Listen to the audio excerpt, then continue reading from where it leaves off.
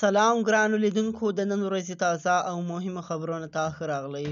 د اسلام آباد پولیسو د جماعت اسلامي د سیاستوال او پخواني سینیټر مشتاق احمد خان د هغه ښځه او زوی په ګډون تر 12 زیات کسان نیولي دي. د پاکستان د انګریزي ژبې ورځپاڼې ډا نیوز په ګډون مختلفو رسنیو دا خبر ورکړی ده چې پولیسو د اګست په 11مه د ګوند یو شمېر غړي او پلویان هغه وخت نیولي دي چې هغوی د غزې تړانګې له اوسېدونکو سره د یووالي څرګندونو په خاطر لاریون کړی و. رسنۍ د پولیسو له خولې وایي چې هغه کسان د اسلام آباد له بېلابېلو سیمو نه نیول شوي دي او تاڼو ته لېږدول شوي دي.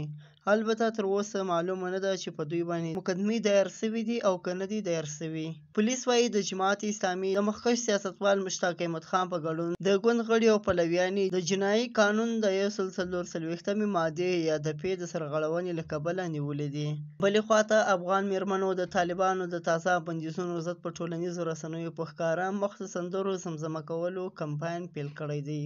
افغان میرمنې او د ښځو د حقونو فعالې وایي په افغانستان کې د طالبانو په واکمنۍ کې د ښځو غږ غلی کول کېږي، مخې پټول کېږي او د ټولنې څخه بې برخې کېږي.